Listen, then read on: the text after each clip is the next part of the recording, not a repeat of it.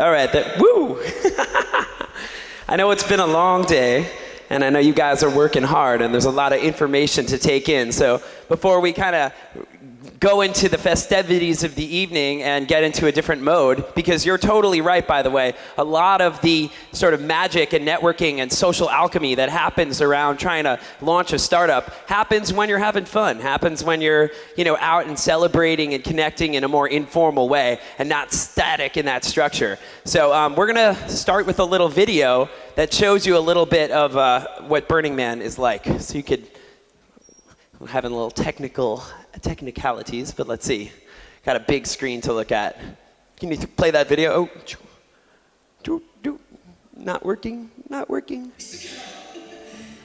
Oh, start this from the top, please. No, from the top in the video. Go down there. Yeah, there you go, just like that. So check this out. Full screen, please. We arrived out at this vast plain. I took a stick and I drew a line on the ground. And I said, on the other side of this line, everything will be different. And everything has been different.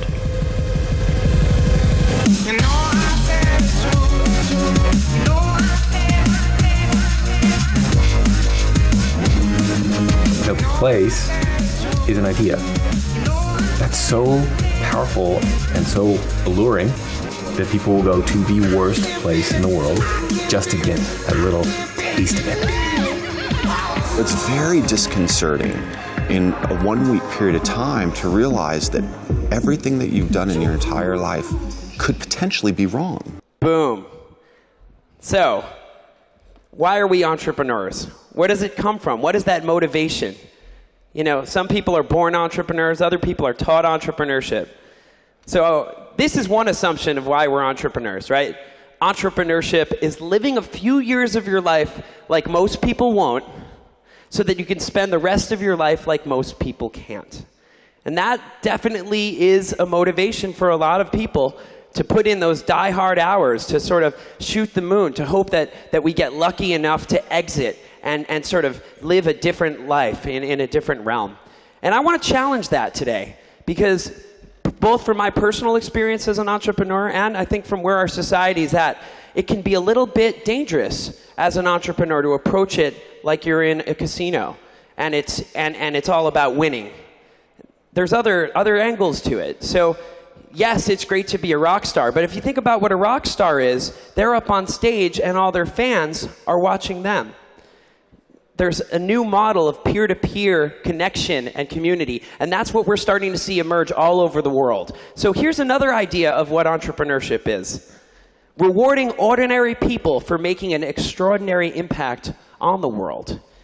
Value add. In this society, entrepreneurship is an ability to problem solve all these little different things about humanity that we have the ability to change as we create a bigger system that helps our species and humankind move forward.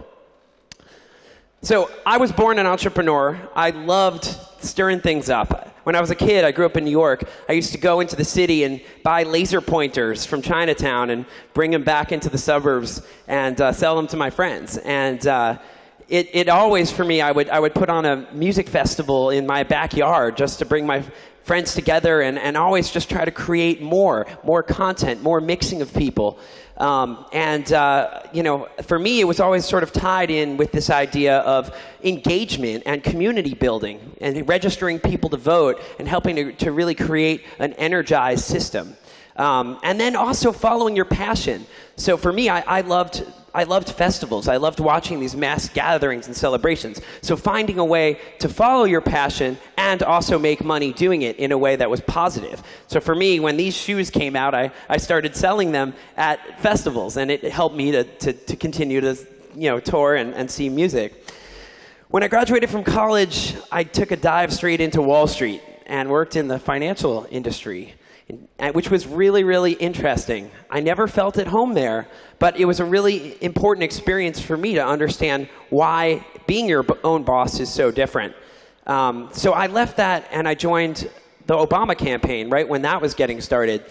And it really felt this undercurrent of our whole society really looking to change. And the millennial generation, of which, looking out at you guys, I see so many of you are, and the way that we digital natives fundamentally think differently. And how this Obama campaign at the time was just a mechanism to sort of wake people up around this idea of hope, right? This idea of participation. So for me, though, it was very much a regimented system, and I wanted to work in my own boss, as my own boss. So I started an organization called Music for Democracy as a mechanism of taking all of this participation around music and helping to connect that to the world of politics. And that led me out to San Francisco as I was putting on concerts. And I showed up in San Francisco and saw this really unique environment in which there was all this entrepreneurship in Silicon Valley, and then there was this sort of very radical artistic culture. And I learned about this thing called Burning Man. And so many of the entrepreneurs in Silicon Valley, especially the younger ones, end up coming to Burning Man as an experience. A lot of times it's to have a great time and meet amazing people, but often it's around sort of, why are we doing what we're doing? What is that inspiration? What is that vision of that really important thing that comes from inside that we want to create in the world? What is that? What is that really important dream that we want to manifest into this huge zeitgeist called the internet? And so many ideas have come out of those situations, and Burning Man is an incubator for that. In many ways, it functions that way. So I started my first tech company right after Burning Man, and for me, as somebody who had used a lot of clipboards and helped to use paper, I wanted to take the whole idea of using paper as a method of political organizing or asking people questions and turning cell phones into a platform for essentially digital clipboards. So we created a company, we had our idea, we had our vision, we were all excited about it. We didn't really know what we were doing, but we raised money and we built a beta product and we put it out into the world. And we listened to what our customers wanted and what people wanted to see in that platform. But it was never just around this idea of customer development alone. It was always around this bigger vision of what we wanted to see in the world and that change. And I can tell you that when you're talking to investors and when you're talking to the kinds of people as you're recruiting them to build your companies, for me, what I've found is it's that bigger vision that is the fire. Yes, it's important to always have, the metrics and the goals that you want to achieve. But if you don't have that big vision, then it's not going to inspire you, and it's not going to inspire anyone else if it doesn't inspire you. So I started traveling around the world and looking and finding these amazing examples of people who were doing both entrepreneurship and who were also really, really cool people who had these big visions of what they wanted to see. And I ended up meeting a company in Israel just randomly when I was hanging out with some people. And they had a prototype of a product. I saw it and I was like, wow, that is really, really cool. It was sort of like a 3D world, sort of connecting social networks into a virtual world. And ended up, just because I knew some people, at TechCrunch and had a lot of friends who were in the tech industry, connecting the dots just through making a social connection. And we ended up a week later with these guys. They said, what is Burning Man? And at Burning Man, they met a venture capitalist who was a friend of mine.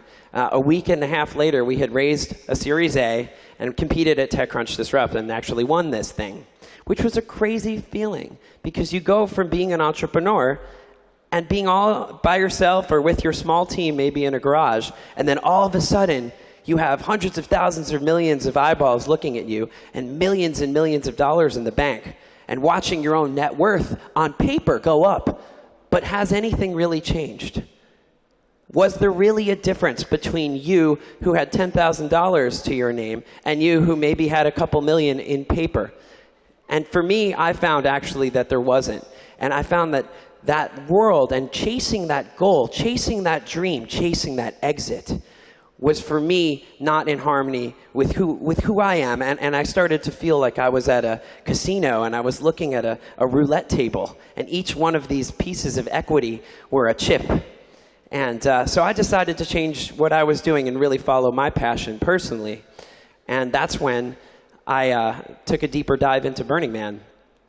And the history of this thing is really interesting because it started almost by accident, in the sense that it started in San Francisco with a man who just built this wooden man on the beach and set it on fire.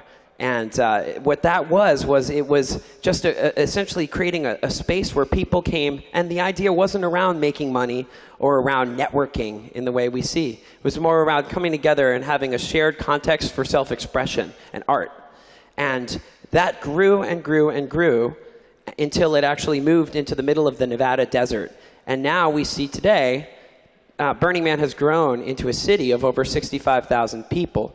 And here, as you can see, there's two cities side by side of relatively the same population. One is Cheyenne, Wyoming, and one is Black Rock City, what we call Burning Man. So as an entrepreneur, we have the ability to set the conditions of the platforms that we're trying to create. And if we engage our users as participants rather than just spectators that we're, they're testing their data because we want to really exploit them more as a commodity, then we end up in a place maybe that looks a little bit more on one side of the equation. Whereas if we can experiment with new ways of really engaging interactively, participatorily with our users, we can generate a completely different context as a platform. Now this is just a little video to show you actually from a drone that was flying over Burning Man this last year, what it looks like out there. Really powerful in the sense that the internet is a lot like Burning Man. It's an open context for our creativity to be able to create whatever it is we want to see. The limits don't exist. Or if they do exist, a lot of times they're perceived. Part of what's so beautiful about being an entrepreneur and in this current age, in the 21st century, is that we really get to be artists. And we shouldn't forget that. Because that's where the innovation comes from. It comes from your dreams. And the canvas is infinite. Business models are important too. I first confronted the but it's those things are combined together. Now, so this context of Burning Man, it's been growing now around the world, and Lithuania here is actually one of the countries that it's spread in. And you'll see in a little bit, Goku and the whole Lithuania Burn crew have set up a really cool art installation behind here that hopefully everything will work according to plan. So I just want to shift gears for a second and talk a little bit about the philosophical side of what we do. Because again, if making money is the be-all, end-all of what we're trying to achieve as entrepreneurs, then maybe that'll work, but maybe it won't. And it seems like more and more what the trend in the world is that people really want to feel a part of a community. They really want to feel that when they show up and trust your website with all their data and press Facebook Connect, and that what they're getting in exchange for that is something that they feel a participant in, rather than just being sort of taken by that. So this is Burning Man's 10 principles, and this is something that evolved out of the community over a couple decades. And you see things like this idea of radical inclusion, or gifting, or decommodification. But the most important one of these is immediacy, and that is that there's really no substitute for direct experience. And I see you guys out there, you're all in your chairs, and I'm up here, I'm a talking head. How used to this are we? Back and forth, right? You're sitting there, everyone's quiet, I'm here, I'm playing this role. Maybe I jump over here, maybe try to, if you guys want to stand up or shake it out, or you can stay there, whatever you want. But at the end of the day, we're so used to being sort of, in this conventional paradigm around experience, especially on the internet. But one of the beautiful things about this, to me, is that there's no substitute for direct human experience. And a lot of that today is figuring out that balance between the online experience and the offline experience, and making sure that we always remember that those two worlds have a place. So these are starlings. They're these birds that are flying over England. One of the cool things about how they work, what you're looking at is this process called murmuration. And murmuration is essentially spontaneous mutation of a species. And in this case, they're predators or hawks, and they come in. And they actually are able to all, in a non-hierarchical way, bend to fend off predators. Now, in a way, that's kind of where we're at as humanity.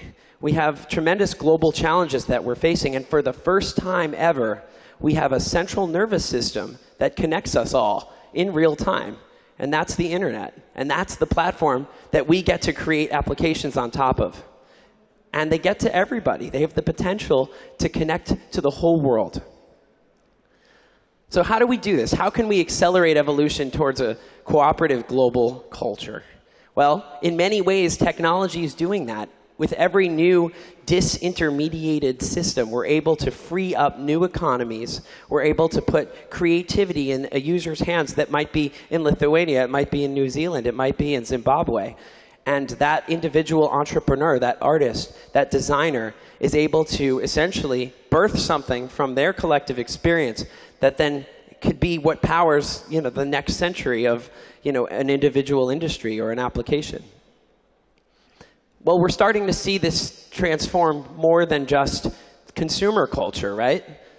The Arab Spring started, Occupy, we're seeing the ability of, almost in like a murmuration, social movements to be able to really spring up in real time. And it's not that it's all coming from one centralized place. These things are able to kind of happen in a more spontaneous way.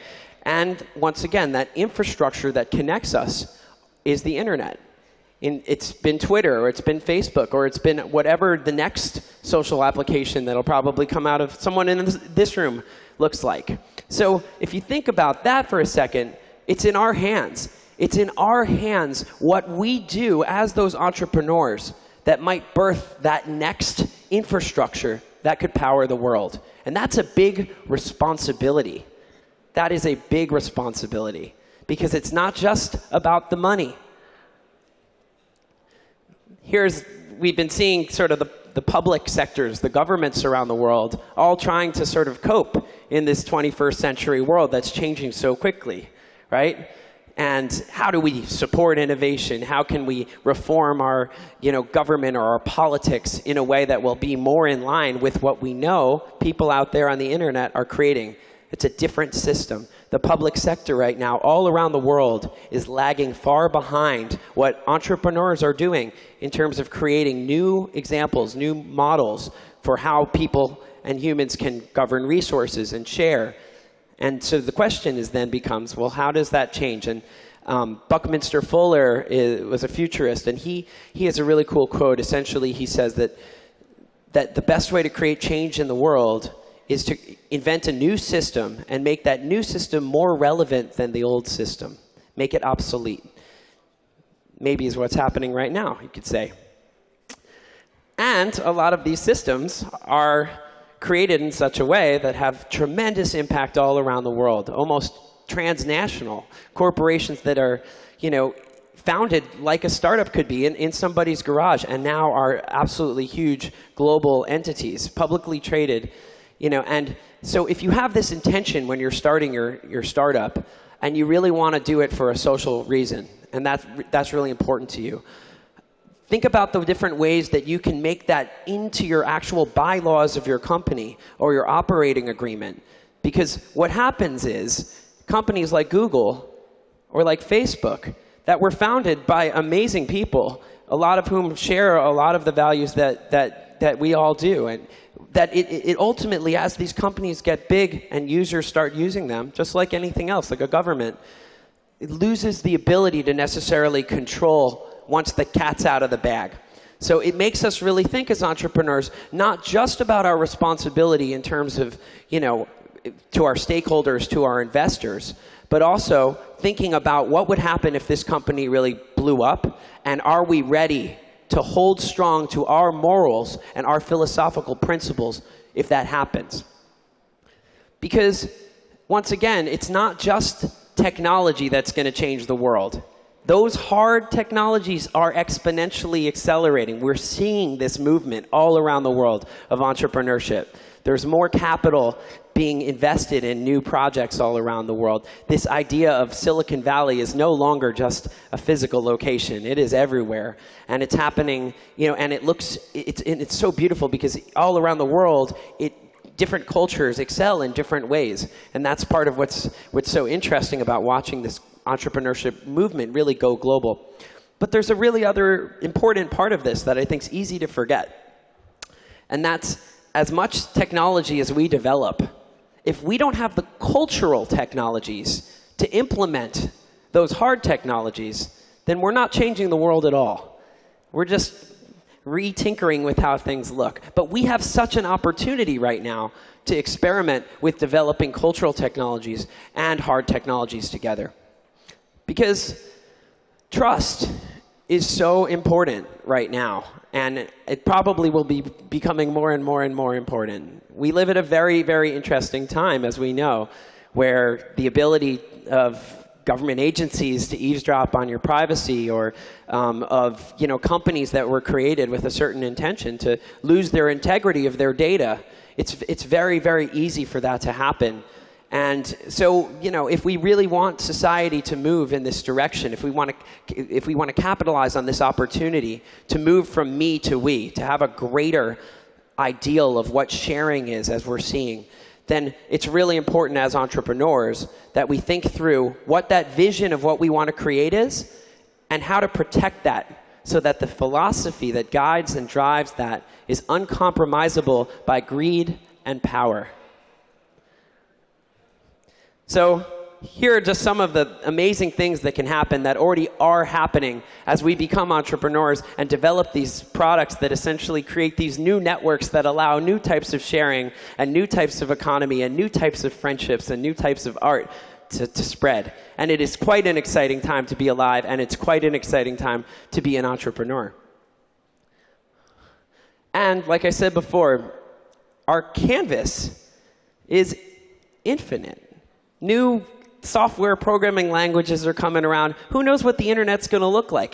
We could move from a text-based internet to a more image, visual, 3D. I mean, we're just at the beginning of looking at how social networks are evolving. What sharing a cat photo now could become, voting or taking your tax dollars and allocating them differently. Whatever it is that your vision is, as a creative person, as a citizen of the world, as an entrepreneur, the canvas is so wide open for us to create.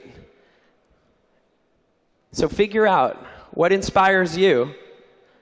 Start in your heart. Conjure up your power and change the world. Thank you.